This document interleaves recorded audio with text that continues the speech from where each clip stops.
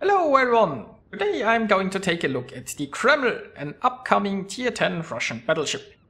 Now keep in mind those are meant to be first impressions and this is not really a review. Also keep in mind this is early in testing, so you should expect all stats to change. Well, probably not all of them, but some of them.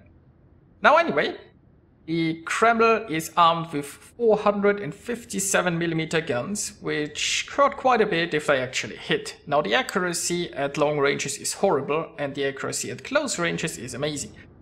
Now while this is true to some degree with all battleships, it's a bit more pronounced in the Kreml. So they really want you to get close to the enemy. Now the armor of the Kreml is pretty nice, but the citadel is certainly pretty large. So when brawling, keep in mind don't show broadside. Also, it's not like you have German secondaries or something like that, so you're more relying on your actual guns and not on your secondaries. Now your turret traverse is pretty awesome, so even in close quarters you shouldn't have any trouble keeping those guns pointed at your enemy. The concealment is also pretty good. Like as you can see here with the captain's skill and the module, you come down to 13.4 kilometers. Now I wouldn't be surprised if that's changed. The way wargaming tends to calculate concealment is the highest point of your ship. And not like how long or how fat your ship is, it's basically the highest point, and this ship isn't very high. But that doesn't mean wargaming isn't going to manually adjust this later on in the testing process, but it's just the starting value when they test is usually how high this ship. Now you can also see me use radar right now. What I should mention about this radar is it only detects battleships and carriers. So yeah, this radar is a bit questionable because it's not really all that useful most of the time. The one time where this radar is really strong is in a cyclone. Because, I mean, this radar has 15 kilometers range. And spotting the battleships at 15 kilometers in a cyclone is obviously nice. There is also some additional benefit in a cyclone. Like, as you might know, even if somebody else spots for you, you can only see ships 8 kilometers away in a cyclone. Now, once you press this radar, you can see for 15 kilometers. You still need somebody else to do the spotting for you, mind you. But your rendering range basically gets increased to 15 kilometers. And that means you can utilize other people spotting ships for you for a short amount of time due to that radar. Keep in mind that's just how the mechanics work right now. This might be unintentional and this might be addressed. We will find out. It's not like cyclones are that common, I suppose. But outside of a cyclone, this radar is not that much use. I mean, sometimes you can radar a battleship that's trying to drop into concealment if it has good concealment, or maybe you can spot someone that's behind an island. But these are more like niche cases. Now when we take a look about this battle overall, I tried sailing closer to sea early on. Now obviously we only have one destroyer and the destroyer was on the other side of the map. Doesn't mean we wanna give up that flank completely. Now I've realized that we don't really have many ships here and the enemy does, so that's why I'm retreating a little bit. So basically what we need now is we need those ships on the left side to push in. They'll probably, hopefully take B. And if I just stay here, right here in the north, I can hopefully create crossfires at those ships. Like, me here is basically pretty bad for the enemy team, because now they have to angle against our fleet and against me. And look at that, there are some planes incoming here. Some other things that we should talk about since I'm currently healing is you have one less heal in this ship. So you have a large hit point pool, but you have one less heal than other battleships. And you don't get any super heal or something like that. Also the damage con. Your damage con has a very short cooldown, but it comes with a limited number of charges. So you can kind of use damage con to just damage con a single fire, and you are running less risk of being farmed by floodings or a lot of different fires.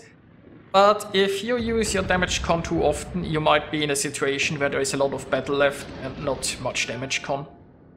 So proper use of that damage con is something that I still need to figure out myself. But it means if you are in aggressive position, you can get easier away with, I guess, using a damage con. Now there is also like some discussion here in chat. People have noticed that I'm in a Kreml. And I'm trying to explain that I'm a community contributor and that it's not a super tester. But I mean, it's like, it's hard to chat a lot when you're all focusing on the battle. So my answers here in chat are probably pretty brief. But you know, anyway, I'm mostly just trying to stay here at range and I'm waiting just for my team to push in. And you know, that's also like the enemy team is trying to insult me that I'm just farming damage and sitting at range and not playing to win. This is playing to win, mind you. You've seen it with like this, what was it, a tier pits before. This is not a situation where you can push in. And I said this is a brawling battleship, but there's a big difference between a brawling battleship and, well, immortality. Because immortality really doesn't exist here. If you take any ship and you push against like 8 or so, you go down. And you go down pretty fast. So you have to wait for your opportunity to push in. And so far, best I could do was just play this at range and be a nuisance to the enemy. And make it harder for them to actually angle properly. Now once my team is pushing in here and they are coming closer and closer, I will have an opportunity to go in and use the brawling capabilities of this ship. There is also this island here in front of me, so I can get close to this island and probably get cover against a few of those ships and then maybe just engage 1 or 2 or 3 at a time. So my overall impressions of this ship is it's a lot of fun. But then again, I was always a big fan of brawling battleships. This ship can be quite tanky. And yeah, managing your heals and damage con are probably important to success. The radar is a gimmick that has very little use so far, but it's probably further testing anyway. And it can be a very strong tool in a cyclone.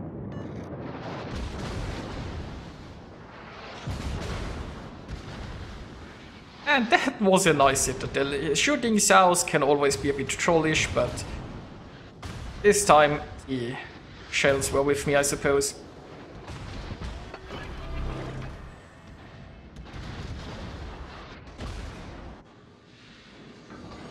And now I still have 4 charges left of damage con and the battle is already going... Like, I mean, there's still a lot of time left and there are a lot of ships left. But honestly, it's... yeah, I'm using damage con here. Like, this game is probably going to end somewhat soonish. Just because, like, all of our team is moving in and the enemy here is cornered. So I feel like it's a valid use of damage con right here, simply because my cooldown is also so fast. I mean, I've gotten set on fire immediately again. But I think it was worth a try. And I've managed to get to that island and it's basically turning out mostly like I wanted to. I have to be careful because if they push around here on the other side of the island, they could get shots in me. But I'm engaging this Chambard somewhat successfully and I'm using this island as some cover. And meanwhile my team is pressuring them from the side.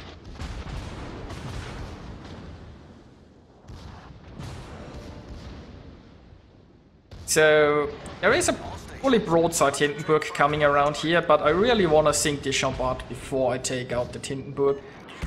I mean, the Chambard is getting low on health. Maybe I could have just waited for somebody else to sink him.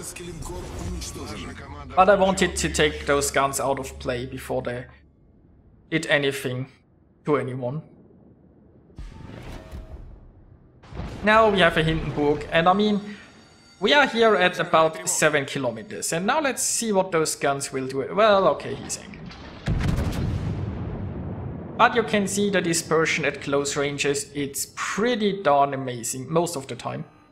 And well, at long ranges, we don't want to talk about long ranges.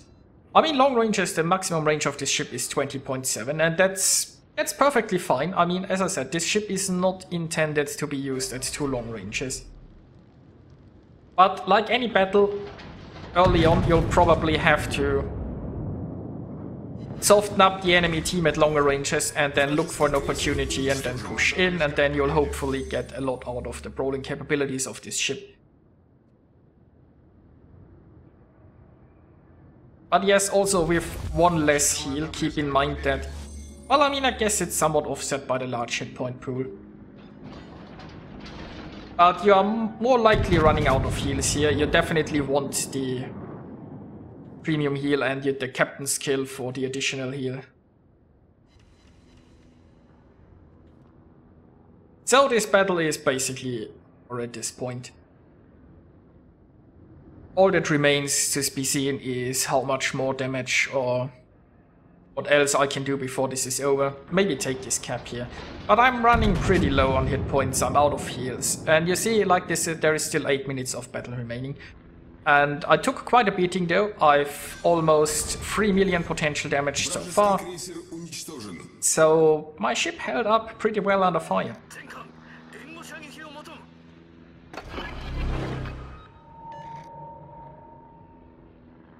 And well, obviously somebody in chat claims that my success is based on an overpowered ship, and that shouldn't be tested, I suppose. I don't know.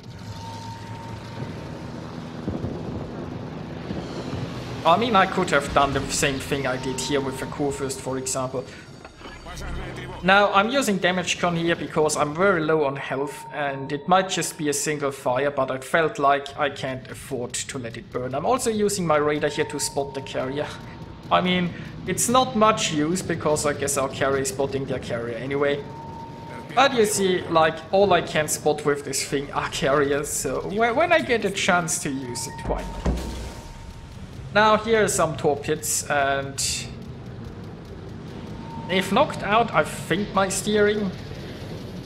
Or it could have been my engine. It really doesn't matter. Now he's coming in with more torps and he's sinking me. Like, this ship isn't going to torpedo beat, you know? I mean, it's rather slim, so if you have torps coming from the front, you might be able to just thread the needle. But you aren't really earning a lot. Also, I might point out that despite all of what's going on here, I've been complimented from, I think, a few enemies and allies in this battle. So while there was, I think, someone a little bit butthurt that there are people testing ships, most of the players here were actually pretty nice. Which is a nice thing to see.